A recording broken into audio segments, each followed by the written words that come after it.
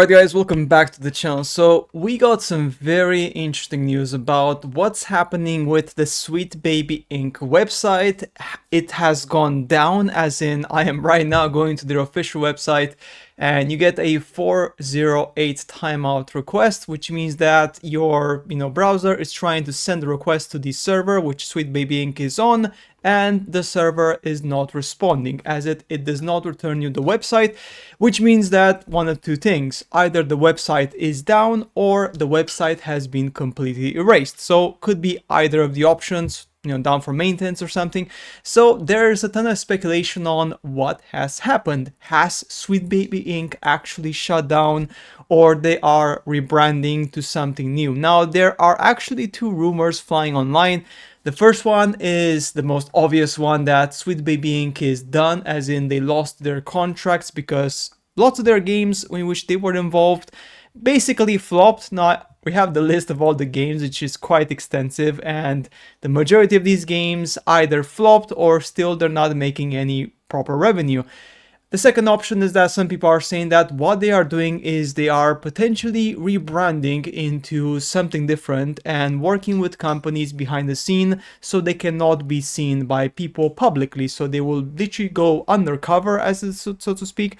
They will be undercover consultants, and gamers will never know that they had a hand into putting their political agenda into games, right?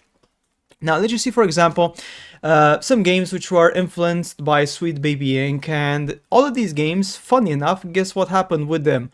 Well, Far Cry New Dawn, Life is Strange, Capes, Alan Wake, none of these games made a lot of profit. Actually, Alan Wake 2 is still not profitable even right now, which is just shocking, right?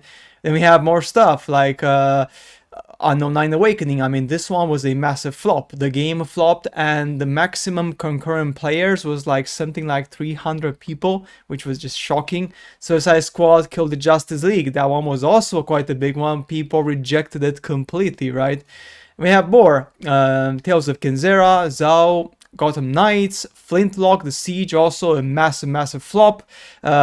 This one, Dungeons & Dragons Dark Alliance, which actually is shutting down in January because, the player base just does not exist whatsoever.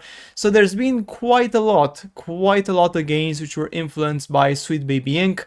and suffered in certain ways. Now, of course, some games were successful because Sweet Baby Inc.'s involvement into these games changes. So, for example, Valhalla, Spider-Man, they had some involvement, but it was very minor and very focalized. But in other games like Unknown 9 Awakening, like the actual owners of Sweet Baby Inc., also Kim Belair, I believe, she was the story architect, so to speak, for this particular game, and the game absolutely flopped completely, right? As you can see here, Kim Belair is the story architect at Sweet Baby Inc. for this particular game, and the game was an absolute total flop. As you can imagine, here we go, the announced projects, as you can see here, and they worked with Suicide Squad. So what's happening with these consultants is that people are rejecting content by consultants. Also, for example, Square Enix, right? Square Enix was actually working with Sweet Baby Inc. until recently, and their most biggest flop over the last 2 years was Forspoken. The game was an absolute flop, and if you guys remember, they actually shut down Luminous Productions, which was the actual studio which was developing the game. They shut them down. They literally shut them down, right? And that was the question: why is the website now off, right? Why is the website offline? I don't know, but the website says here, update after being down for nearly all of 19th of December, the website is back up. But actually, that's not true, because I'm here, I'm refreshing it, and the website is not, so it's still offline. As you can see here, the website is definitely not online yet whatsoever. So that's also interesting, right? Now, the controversial narrative consultancy, that's the problem here. Controversial narrative, because these people, we've seen them, and they really love to push some of their agendas, especially their progressive agendas, into games in a way that it's actually damaging the actual immersiveness of the game. I mean, we've seen this, for example, recently with Dragon Age the Veilguard. Dragon Age the Veilguard was a perfect example, a prime example of a game where the main issue of the game was the fact that this game had a lot of issues with identity and stuff, and it would just put like gender identity and people saying they're non-binary in a fantasy game, which was just so cringe.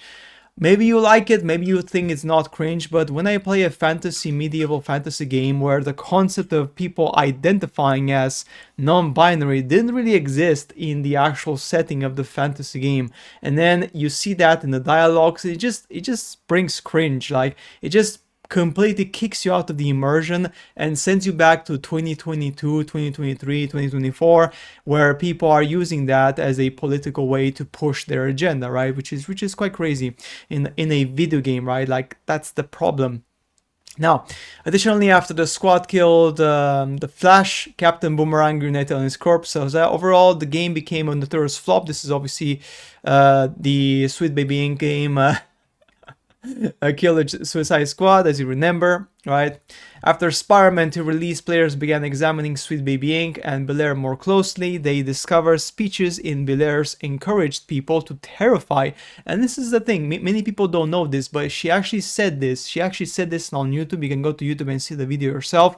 She encouraged people to terrify their PR departments about the consequences of not bringing in companies like Sweet Baby Inc. to incorporate DEI into their game narrative. So they literally said you should bully your PR department. She said that, right, with her own mouth, to basically, terrify them of the consequences of the cancel culture if you don't bring in DEI into your games, which is just crazy.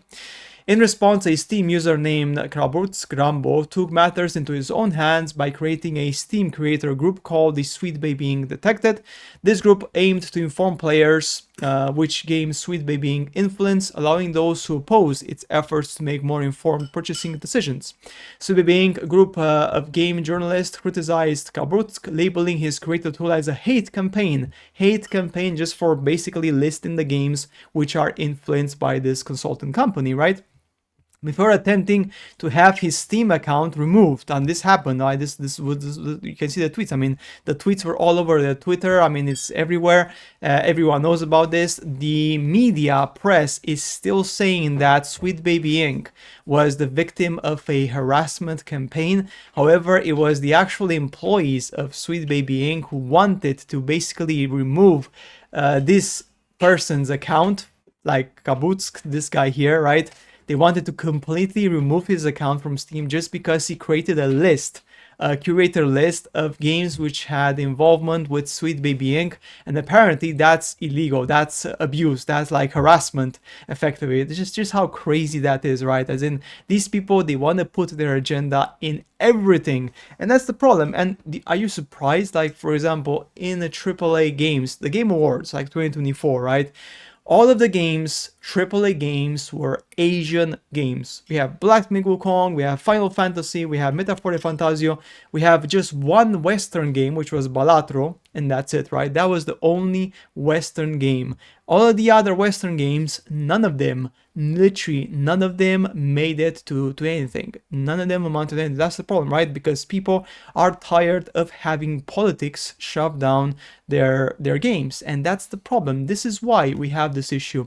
Now, it could be that the website is just rebranding. That's possible as well, but some people do believe that what they're trying to do here is that they are going to effectively rebrand potentially or change their name completely, so they work undercover to effectively be a company which you don't know they worked on a game that's completely not available publicly. However, gamers are not stupid. Gamers will see the patterns, as we always see the patterns, right? And yeah, it's pretty straightforward, right?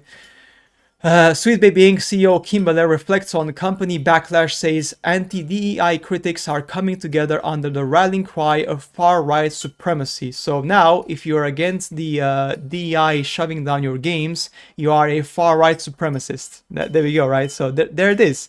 There it is, guys. Pretty shocking stuff, right? Me reading that Sweet Baby Inc. has killed another studio when it's enough going to be another. I mean, come on. I mean, they killed so many studios. The most recent one, like I said before, was this one, which was the which one was it here? Let me just see here. Let's go. Which one was the most recent one killed? Which was quite a quite a shocking one. Yeah, there we go. So this one, this was the most latest one, which was completely killed. Dark Alliance. This game is now going to be dead in January 2025, and yeah, you're surprised. I mean, I'm not surprised whatsoever. I mean, that's the problem, right? The timeout is still happening, as you can see here. Dungeons and Dragons Alliance. Here we go. So this is obviously the website with the involvement from Sweet Baby Inc. Right, and yeah. Simple, straightforward. This is what's happening when companies like this get involved in gaming and they try to push certain agendas into games. Now, like I said before, you can take it as you want. You can believe that Sweet Baby Inc. is innocent. You can believe that Sweet Baby Inc. is a good person, a good company. I don't really care what you believe because, to be honest, everyone has their own opinion. But what I care about is the fact that it's quite obvious that they now want to change their approach, and they're afraid of the gamers because they know that gamers do not accept political agendas into their games. So most likely they're going to change their approach to make it look like when they get involved into a game whatsoever, their hands are not seen. But people are not stupid. People are not stupid. People are not ignorant, and they know exactly what to look at to see the differences. So guys, that's it for today's video. As always, see you later in the next videos.